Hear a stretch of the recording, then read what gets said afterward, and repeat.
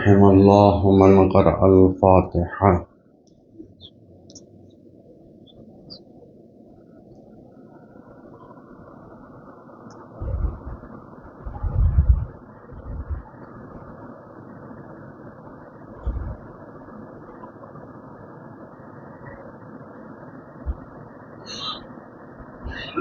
لا حول ولا قوة إلا بالله العلي العظيم. أعوذ بالله من الشيطان اللعين الرجيم. بسم الله الرحمن الرحيم. الحمد لله الذي هدانا لهذا وما كنا لنهتدي لولا أن هدانا الله. لقد جاءت رسل ربنا بالحق. الصلاة والسلام على سید المرسلین خاتم النبیین مولانا ابی القاسم محمد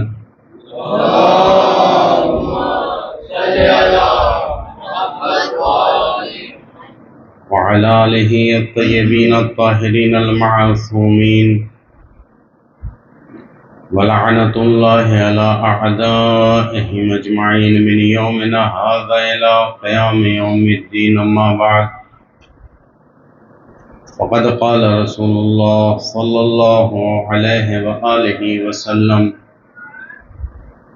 إن لقتل الحسين حرارة في قلوب المؤمنين لا تبردوا أبدا.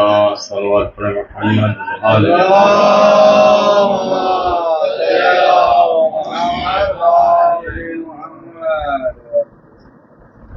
ارشاد رسول اکرم کہ بے شک قتل حسین سے مومنین کے دلوں میں ایک ایسی حرارت ہے جو کبھی بھی سرد نہیں ہو.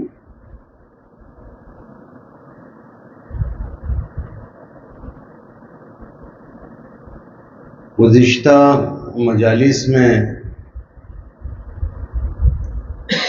ہم نے آپ کے سامنے عرض کیا کہ کربلا ایک ایسی حقیقت جاویداں، ایک ایسی زندہ حقیقت کہ جس کے فوائد و برکات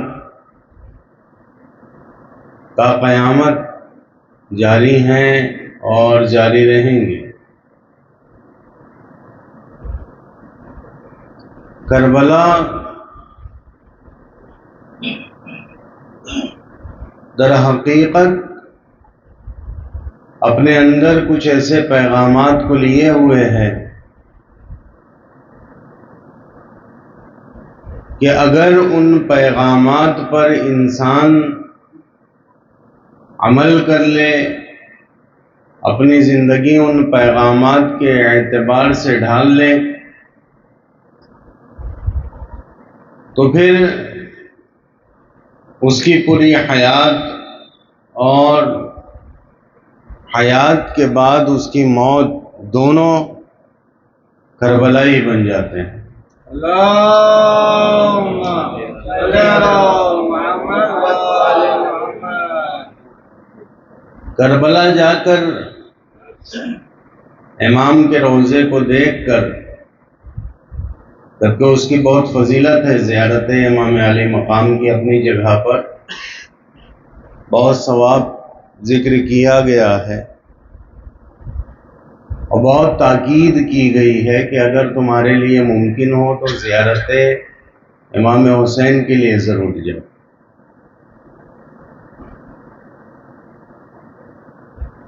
مگر جا کر واپس آ جانا اور اس کے بعد پھر یہ کہنا کہ ہم کربلائی ہو گئے، یہ محض دعویٰ ہے کہ جس کا ظاہراً کوئی ثبوت دکھائی نہیں دیتا. بعض اوقات انسان کہتا تو ہے کہ میں کربلائی ہوں، مگر ظاہراً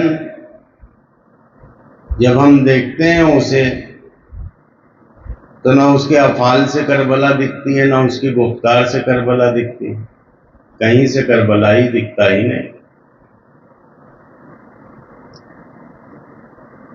آپ رنگریز جو ہوتا ہے کپڑوں کو رنگ کرنے والا، آپ اس کے ہاں ایک سفید کپڑا لے جاتے ہیں، محرم کی آمد ہے مثلا، آپ ایک سفید کپڑا لے جاتے ہیں اور اس سے کہتے ہیں کہ اسے کالا کر دیجئے. وہ کالے رنگ میں آپ کے سفید کپڑے کو ڈالتا ہے اور جب نکالتا ہے تو وہ سفید کالا ہو جاتا ہے. اب اس کا رنگ تبدیل ہو گیا. پہلے وہ سفید دکھتا تھا، اجلا دکھتا تھا، اب کالا دکھائی دینے لگا. تو یہ رنگ چڑھ گیا اس پر، یہ اس کے اوپر رنگ چڑھ گیا جو زمانے کو دکھ رہا ہے.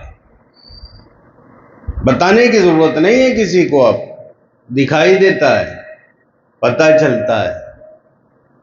آپ کو بتانے کی ضرورت نہیں ہے کہ یہ کالا ہو گیا، اعلان کرنے کی ضرورت نہیں ہے کہ یہ کالا ہو گیا، پوسٹر میں لکھنے کی ضرورت نہیں ہے کہ یہ کالا ہو گیا ہے، دکھ رہا ہے کالا، رنگ چڑھ گیا اس میں.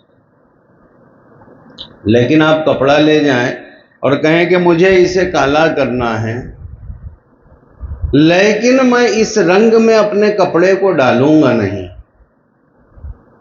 تو وہ کہے گا یہ صرف حماقت ہے. جب تک آپ اس میں کپڑا ڈالتے نہیں تب تک یہ کالا ہوتا نہیں.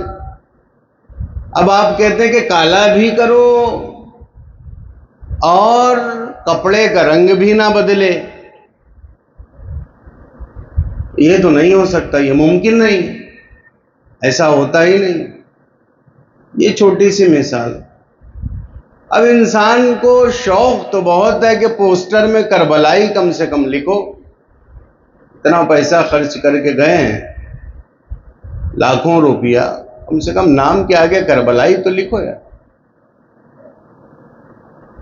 شادی کارڈ آ رہا ہے، دیکھا آپ نے، ارے اس میں کربلائی نہیں لکھا ہوا ہے، اس میں کربلائی کا اضافہ کرو. یہ تو وہی بات ہو گئی کہ کربلا گئے، رنگ کربلا نہیں چڑھایا، رنگ کربلا نہیں چڑھایا، کپڑا ویسا ہی واپس آ گیا، کورا کا کورا، جیسا کورا گیا تھا ویسا کورا واپس آ گیا. بھائی تم رنگ کربلا چڑھا کر تو آؤ، تم رنگ کربلا چڑھا کر تو آؤ. لوگ اگر کربلائی نہ کہیں تب کہنا. اور لوگوں کا کیا ہے، کہیں نہ کہیں، ملائک برابر کہیں گے کہ یہ کربلائی ہے.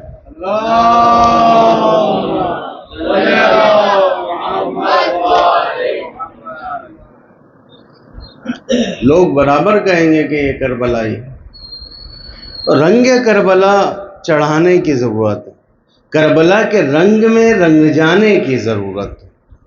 وہ افراد جنہوں نے کربلا کو تاریخ سمجھا، وہ افراد جنہوں نے کربلا کو حادثہ سمجھا، وہ افراد جنہوں نے کربلا کو واقعہ سمجھا کہ ایک واقعہ تھا، وہ ہو گیا، تو ہم اعتراض کرتے ہیں ان پر کہ یاد رکھو کربلا تاریخ کا نام نہیں ہے، یاد رکھو کربلا واقعے کا نام نہیں ہے، یاد رکھو کربلا حادثے کا نام نہیں ہے. ہم کہتے ہیں، ہم اعتراض کرتے ہیں کہ کربلا نہ واقعہ ہے، نہ تاریخ ہے، نہ حادثہ ہے، لیکن اپنے عمل سے ہم بتاتے ہیں کہ کربلا واقعہ تھا، کربلا تاریخ تھی، کربلا حادثہ تھا. زبان سے انکار کرتے ہیں جب دوسرے لوگ کہتے ہیں کہ بھائی ایک تاریخ تھی، ہوئی اور ختم ہو گئی، ایک حادثہ تھا، ہوا، ختم ہو گیا. اب کیا کر سکتے ہیں؟ مثلاً حادثہ کسے کہتے ہیں؟ مثلاً یہاں سے سڑک پر کوئی ایک حادثہ ہو جائے، کوئی ایکسیڈنٹ ہو جائے، آپ نے دیکھا کہ دو موٹر سائیکل آپس میں لڑ گئی، بھڑ گئی، دونوں ٹوٹ گئیں، اور دونوں کے جو سوار تھے ان میں سے دونوں کو کچھ زخم آئے، یہ پورا واقعہ آپ نے دیکھا، گھر آ کر منو عن جو ہے اپنے گھر والوں کو بیان کر دیا کہ بھائی اسی طرح سے میں نے یہ واقعہ دیکھا۔ اب آپ کے گھر میں جو بھی ہیں والدہ، اہلیہ، انہوں نے اس واقعے کو سنا، افسوس کا اظہار کیا، افسوس کا اظہار کیا۔ بہت چبھتی ہوئی بات آپ کے سامنے پیش کر رہا ہوں، بہت چبھتی ہوئی بات، افسوس کا اظہار کیا، اور خدا نہ خواستہ اگر کہیں پر وہ آپ کی والدہ کا بھائی ہوا تو دو آنسو بہا لیے بات، اگر آپ کے اہلیہ کا وہ رشتہ دار نکلا تو اہلیہ نے اس واقعے کو سن کر دو اشک بہا لیے۔ اس کے بعد دوسرا جب سال آیا تو واقعہ چونکہ پچھلے سال کا تھا، بات آئی گئی، ختم ہو گئی۔ یہ واقعہ ہوتا ہے، یہ واقعے کی خصوصیات ہوتی ہے، یہ تاریخ ہوتی ہے، یہ تاریخ کی خصوصیات ہوتی ہے۔ لیکن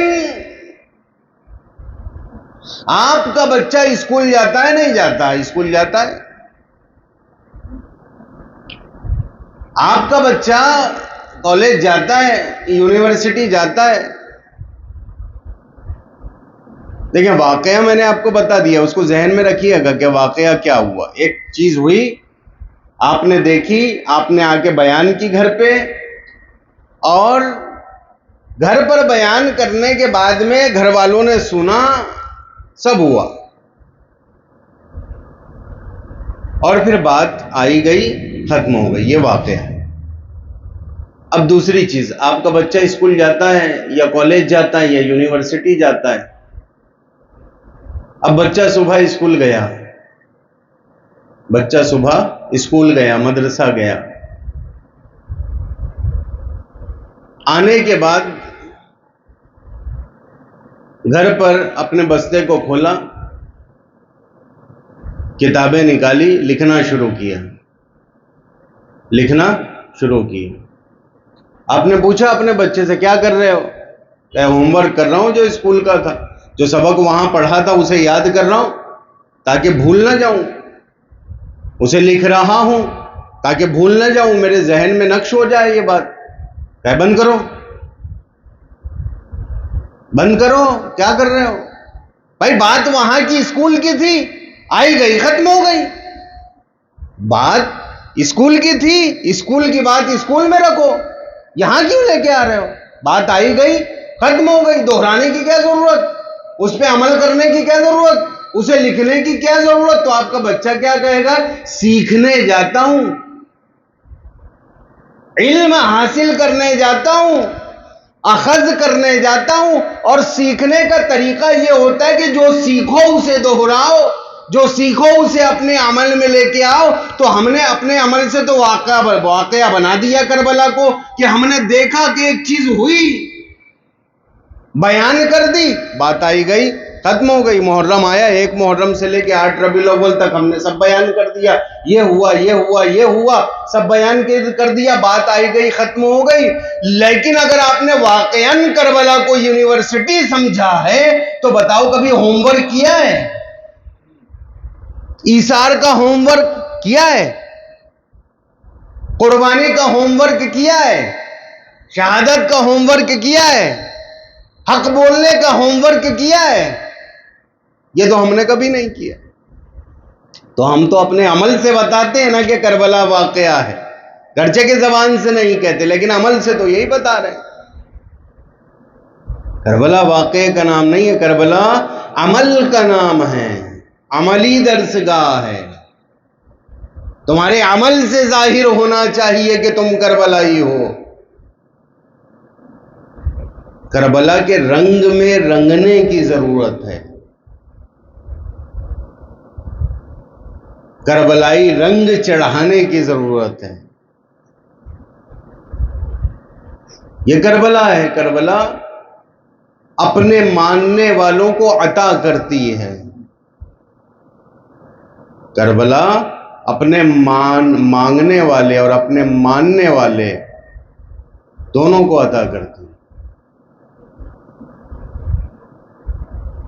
کہ جب تک آپ اس کربلا سے متمسک نہیں ہو جاتے، متوسل نہیں ہو جاتے، کربلا سے استفادہ نہیں کر سکتے۔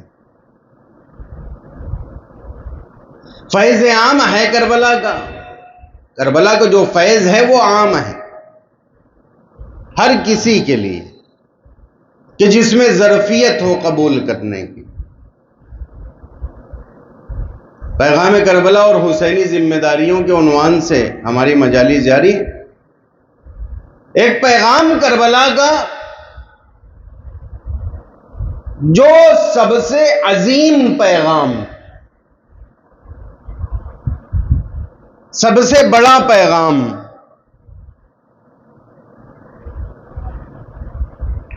اور اسی پیغام کو عملی کرنے کی وجہ سے کربلا کا آغاز ہوا، اسی پیغام کو عام کرنے کی وجہ سے، اسی پیغام پر عمل کرنے کی وجہ سے کربلا شروع ہوئی۔ یوں تو کربلا میں امر بالمعروف بھی ہے، نہی از منکر بھی ہے، تولا بھی ہے، تبرہ بھی ہے، پورا دین جو ہے کربلا میں موجود ہے، مگر کچھ چیزیں کہیں کہیں پر بارز اور شاخص دکھائی دیتی ہیں۔ انہی بارز و شاخص اشیاء میں سے، چیزوں میں سے ایک پیغام امام عالی مقام کا، جو امام عالی مقام نے خود ارشاد فرمایا کہ کہتے ہیں کہ کیا تم نہیں دیکھ رہے کہ حق پر عمل نہیں ہو رہا اور باطل سے روکا نہیں جا رہا۔ یہاں سے آغاز ہے کربلا کا، یہاں سے ابتدا ہے کربلا کی، یہاں سے شروعات ہے کربلا کی، کہ کربلا میں نہ نماز پڑھنے سے روکا گیا، یہاں یزید نے نماز پڑھنے سے روکا تھا۔ بتائیے کہاں پر اعلان ہوا، کس کتاب میں لکھا ہے، کس تاریخ میں لکھا ہے کہ یزید نے جو ہے نماز سے روکا، یا یزید نے دین پر عمل کرنے سے روکا، یا یزید نے روزہ رکھنے سے منع کیا، یا یزید نے حج کرنے سے منع کیا؟ بھائی امام حسین تو خود حج کر رہے تھے، حج کو عمرے سے تبدیل کیا اور کربلا کی طرف چلے، تو حج تو ہو رہا تھا، اس وقت ہزاروں حاجیوں کا مجمع تھا، تو نہ حج سے روکا، نہ نماز سے روکا، نہ دین پر عمل کرنے سے روکا۔ پڑھیں، آپ کتابیں پڑھیں، دیکھیں، منع کیا کہ یزید نے کہ بھائی تم نمازیں نہ پڑھو، یا اب جو ہے مکے میں، یا اب مدینے میں، یا اب کوفے میں، یا اب شام میں، یا اب بصرے میں نماز نہیں ہوگی۔ یزید نے نماز سے نہیں روکا، یزید نے نماز سے نہیں روکا تھا۔ پھر امام علی مقام انکار بیعت کر کے کیوں چلے گئے؟ امام کہتے ہیں کہ کیا تم نہیں دیکھ رہے کہ حق پر عمل نہیں ہو رہا اور باطل سے روکا نہیں جا رہا؟ احقاق حق، ابطال باطل، یہ سب سے عظیم پیغام کربلا کا، کہ اگر کسی معاشرے میں نمازیں پڑھی جا رہی ہوں، اگر کسی معاشرے میں روزہ رکھا جا رہا ہو، تو ضروری نہیں ہے کہ وہ معاشرہ صحیح ہو اور درست ہو۔ نمازوں کا پڑھ لینا اور روزوں کا رکھ لینا حق پر ہونے کی دلال، حق پر ہونے پر ثبوت نہیں ہے کہ یہ حق پر ہیں، دلالت نہیں کرتا کہ یہ حق پر ہیں۔ بھائی نمازیں تو دونوں طرف تھی نا، خیمہ حسینی میں بھی تھی، خیمہ یزیدی میں بھی تھی۔ کون کہہ رہا ہے کہ یزیدی افواج نے نمازیں نہیں پڑھی؟ نہیں، وہ بھی نمازیں پڑھ رہے تھے۔ تو صرف نمازوں کا پڑھ لینا جو ہے حق پر ہونے کی دلیل نہیں ہوتا۔ امام کہتے ہیں کہ کیا تم نہیں دیکھ رہے کہ حق پر عمل نہیں ہو رہا ہے؟ کیا تم نہیں دیکھ رہے کہ باطل سے نہیں روکا جا رہا ہے؟ یہاں پر بنیاد دین کو مسمار کیا جا رہا تھا۔ یزید، میں نے مجلس میں کہا تھا کل کی مجلس میں کہ آپ اگر دین کو دیکھیں، مکمل دین، تو دین کی کیا حیثیت ہے؟ دین ایک عمارت ہے، دین ایک عمارت کا نام ہے، اور اس عمارت میں بہت سے ارکان ہیں۔ جیسے ہم ایک عمارت بناتے ہیں تو اس میں بہت سے رکن ہوتے ہیں، ارکان میں سے جیسے ایک عمارت میں کھڑکی ہوتی ہے، ایک عمارت میں دروازے ہوتے ہیں، ایک عمارت میں روشن دان ہوتا ہے، ایک عمارت میں لائٹ ہوتی ہے، ایک عمارت میں دیوار ہوتی ہے، ایک عمارت میں چھت ہوتی ہے۔ اسی طریقے سے اس عمارت میں بنیاد ہوتی ہے، نیو جسے کہتے ہیں، پلر جسے کہتے ہیں، کہ جس کے اوپر پوری عمارت کیا ہوتی ہے؟ ٹکی ہوتی ہے۔ پوری عمارت اس کے اوپر میں ٹکی ہوتی ہے۔ کس کے اوپر عمارت ٹکی ہوتی ہے؟ بنیاد کے اوپر، کہ اگر بنیاد کو ہٹا لیا جائے، بنیاد کو توڑ دیا جائے تو عمارت کیا ہوگی؟ عمارت گر جائے گی، عمارت مسمار ہو جائے گی۔ یہ بنیاد کی حیثیت ہے۔ اسی طریقے سے میں نے کہا عمارت میں کھڑکیاں ہوتی ہیں، ہوتی ہے نہیں ہوتی؟ کھڑکیاں، کھڑکیوں کے توڑ دینے سے، نکال دینے سے عمارت گر جاتی ہے کیا؟ نہیں گرتی۔ دروازے کے نکال لینے سے عمارت گر جاتی ہے کیا؟ کہیں نہیں گرتی۔ تو یہ دین ایک عمارت، نماز، روزہ، حج، زکوٰۃ، یہ دین کے ارکان، یہ سب دین کے ارکان۔ اگر کہیں سے کوئی ایک رکن نکال لیا جائے تو دین کی عمارت ٹوٹے گی۔ یزید یہ سمجھ رہا تھا کہ اگر میں نے نماز پر انگلی رکھی تو نماز میرے روک دینے سے اگر نماز بند بھی ہو گئی تو دین ختم نہیں ہونے والا، کیونکہ کھڑکیوں کے نکلنے سے عمارت نہیں ٹوٹتی۔ اگر میں نے حج سے منع کر دیا تو میرے حج سے منع کرنے پر عمارت نہیں ٹوٹے گی دین کی، کیونکہ دروازے کے نکلنے سے عمارت نہیں ٹوٹتی۔ تو یزید نے کیا کہا؟ یزید نے کہا کہ جاؤ حسین سے بیعت لے لو۔ یعنی کیا کرو؟ یعنی حسین نیو ہے دین کی، حسین بنیاد ہے دین کی، حسین پلر ہے دین کا، کہ اگر اس پلر کو میں نے ہٹا دیا تو دین کی عمارت خود بخود گر جائے گی۔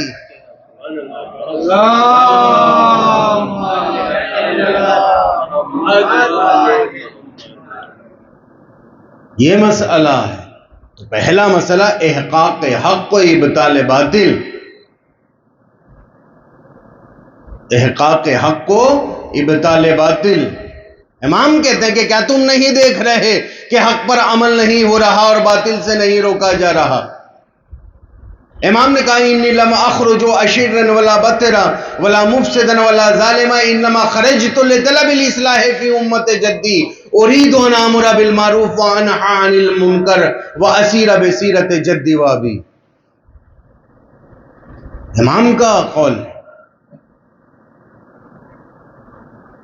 تم سمجھتے ہو کہ میں فساد کے لیے نکل رہا ہوں، تم سمجھ رہے ہو کہ میں ظلم کے لیے نکل رہا ہوں۔ انی لم اخرج اشرا ولا بطرا ولا مفسدا ولا ظالما، کہ انما خرجت لطلب الاصلاح فی امت جدی، بے شک یاد رکھو میں یہ جو نکل رہا ہوں یہ اپنے جد کی امت کی اصلاح کے لیے نکل رہا ہوں، کہ جو امت میں خرابی آ گئی ہے، کہ آج لوگ حق اور باطل کو نہیں سمجھ رہے۔ آج صرف لوگ حق اور باطل کو سمجھ نہیں رہے، کچھ لوگ ہیں جو حق کو چھوڑ کر باطل کے ساتھ ہو گئے۔ آج لوگ صرف یہ نہیں ہے کہ باطل کے ساتھ ہو گئے، بلکہ آج کچھ لوگ ایسے ہیں کہ جو خاموش ہیں، دیکھ رہے ہیں کہ حق پر عمل نہیں ہو رہا، مگر خاموش ہیں، دیکھ رہے ہیں کہ باطل پر عمل ہو رہا ہے، اس کے بعد خاموش ہیں۔ امام عالی مقام کو چند گروہوں سے سامنا کرنا ہے۔ ایک گروہ وہ ہے جو سامنے آیا، بھائی بات احقاق حق کو ابطال باطل کی تھی، امام حق کے لیے نکلے، اور یزید باطل پر تھا، وہ باطل کے استحکام کے لیے نکلا، تو حق باطل کے مقابل میں آیا۔ الحق یعلو ولا یعلی علیہ، یہ قانون پروردگار ہے کہ حق ہمیشہ غالب ہوتا ہے، کبھی مغلوب نہیں ہوتا۔ تو امام عالی مقام حق کے لیے، یا امام عالی مقام خود حق نکلا باطل کے مقابل میں، باطل نیست و نابود ہو گیا، باطل مسمار ہو گیا۔ تو کیا صرف یہ دو ہی گروہ تھے، یا صرف یہ ایک ہی گروہ تھا جس سے امام برسر پیکار تھے؟ ایک گروہ وہ تھا جس نے برچھی چلائی، جناب علی اکبر کے کلیجے کو زخمی کیا۔ ایک گروہ وہ تھا جس نے تیر چلائے، جناب علی اصغر کو شہید کیا۔ ایک گروہ وہ تھا جس نے تلواریں چلائیں اور جناب قاسم کے ٹکڑے ٹکڑے کر دیے۔ اور ایک دوسرا گروہ وہ تھا جو کوفے میں بیٹھا ہوا خاموش نظارہ کر رہا تھا۔ وہ خاموش امت ہے، وہ کہ جو امام کے مقابل میں نہیں آئے، لیکن امام کا ساتھ بھی نہیں دیا، امام کا ساتھ بھی نہیں دیا، یزید کی فوج میں شامل نہیں ہوئے، لیکن امام کے ساتھ بھی نہیں آئے۔ تو کیا انہیں پتا نہیں تھا کہ کون حق ہے اور کون باطل، کون درست کون نادرست؟ تو یا تو یہ جاہل تھے، ان کے سمجھ میں نہیں آ رہا تھا۔ بھائی ایک طرف اگر نور ہو، ایک طرف ظلمت ہو، تو کوئی بھی شخص دیکھ کر بتا دے گا کہ وہ نور ہے، یہ ظلمت ہے۔ یہاں حسین منی وانا من الحسین کا دولہا، یہاں پر الحسن والحسین سید شباب اہل الجنہ کے حسین، اور دوسری طرف ایک ایسا فرد کہ جس کی برائیاں آشکار، جس کے گناہ آشکار، جس کا باطل پر ہونا آشکار، تو ایک طرف نور ایک طرف ظلمت، کوفے والے دیکھ رہے ہیں۔ تو کیا ان کے سمجھ میں نہیں آ رہا تھا نور کیا ہے، ظلمت کیا ہے؟ تو یا تو یہ اندھے تھے، کیونکہ صرف اندھا ہوگا جسے نور اور ظلمت کا فرق نہ سمجھ میں آتا ہو، وہ اندھا ہوگا، یا تو مریض ہوگا جس کے لیے قرآن نے کہا فی قلوبہم مرض فزادہم اللہ مرضا، یا جس کے لیے قرآن نے کہا صم بکم عمی فہم لا یرجعون۔ یا تو یہ تھے، یا اگر سمجھ رہے تھے کہ حق کیا ہے باطل کیا ہے، تو پھر خاموش کیوں تھے؟ پھر خاموش کیوں تھے؟ کس کے انتظار میں تھے؟ کس چیز کے انتظار میں تھے؟ کس بات کے انتظار میں تھے؟ کیا حق و باطل ان کے نزدیک واضح و آشکار نہیں تھا؟ کیا یہ پریشان تھے کہ حق پر معاذ اللہ یزید تو نہیں، کہ ہم غلطی نہ کر بیٹھیں؟ ان کے سمجھ میں نہیں آ رہا تھا کون حق پر کون باطل پر؟ آسان سا طریقہ تو بتا دیا تھا رسول اکرم نے حق و باطل کی پہچان کا۔ حق و باطل کی پہچان کا راستہ رسول اکرم نے اپنی زندگی میں ایک مرتبہ نہیں کئی مرتبہ بیان کیا۔ کہا علی مع الحق والحق مع علی، علی حق کے ساتھ ہے، حق علی کے ساتھ ہے، اور پروردگار عالم حق کو ادھر موڑنا جدھر علی موڑے۔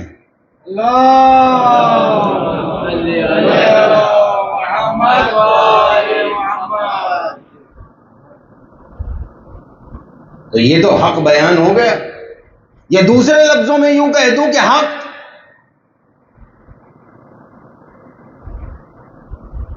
جس گروہ میں خدا اور خدائی رنگ پایا جائے، کیا وہ گروہ باطل ہو سکتا ہے؟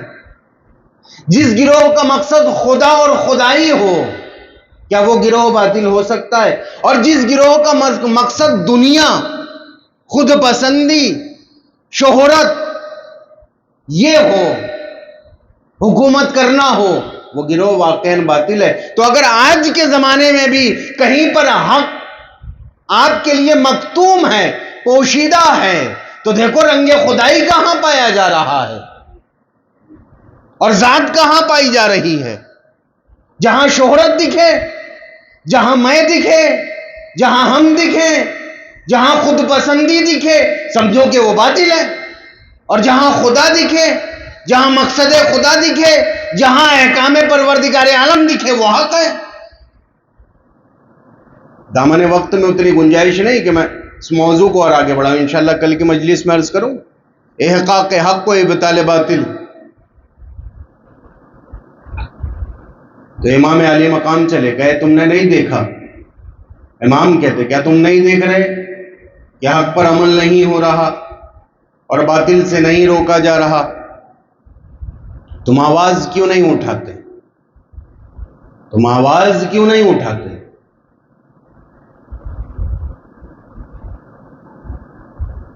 لیکن امام آتے ہیں مدینے سے مکہ، خطبہ مینا پڑھیں کبھی مولا کا۔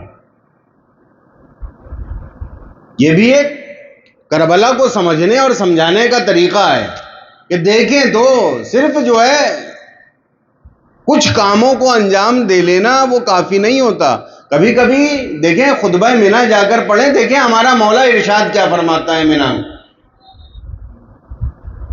ضرور پڑھیں خطبہ مینا کو۔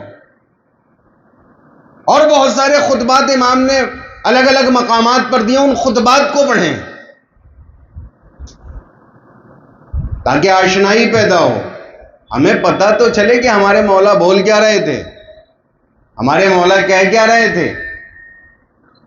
جب لشکر حر سے خطاب کیا تو ہمارے مولا نے کیا کہا، ان خطبات کو پڑھیں۔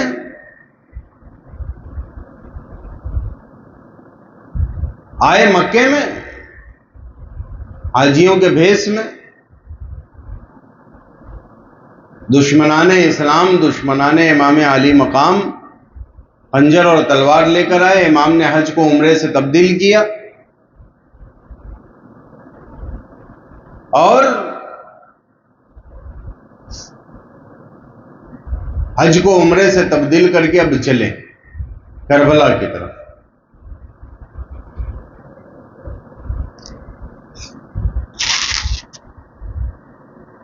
کربلا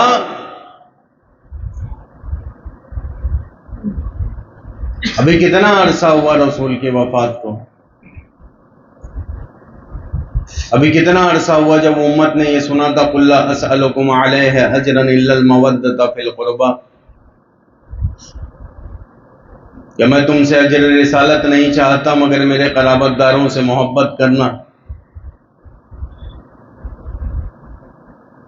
ابھی رسول کی وفات کو کتنا عرصہ گزرا، رسول کی وفات کو کتنا زمانہ گزرا، ابھی رسول کی قبر کی مٹی بھی خشک نہیں ہوئی کہ دروازہ جناب فاطمہ زہرا پر آگ اور لکڑیاں لے کر پہنچ گئے، جناب فاطمہ زہرا کے پہلو کو شکستہ کیا، جناب محسن کی شہادت ہوئی، جناب زہرا کو تماچے مارے، جناب حسنین کو اذیت دی، علی کے گلے میں رسی باندھی، اتنے مصائب پڑے کہ خود شہزادی کو کہنا پڑ گیا صبت علی مصائب لو انہا صبت علی الایام سرن لیالیا۔ بابا آپ کے بعد اتنی مصیبتیں پڑیں کہ اگر وہ مصیبت دن پر پڑتی تو دن رات میں تبدیل ہو جاتے۔ اس کے بعد جناب زہرا کا آخری وقت جب آیا، ساری زندگی جب تک جناب سیدہ زندہ رہیں تب تک اپنے درد کو، اپنے زخم کو علی سے چھپائے رکھا، ایک مرتبہ علی غسل دے رہے ہیں، چیخ مار کر زمین پر گر جاتے ہیں۔ لوگوں نے کہا یا علی آپ خیال کریں، آپ فاتح خیبر و خندق ہیں، یا علی اس طریقے سے آپ کو کبھی روتے نہ دیکھا۔ ایک مرتبہ میرا مولا کہتا ہے زہرا اس دنیا سے چلی گئی مگر مجھے آخر تک نہ بتایا کہ زہرا کی پسلیاں ٹوٹی ہوئی تھی۔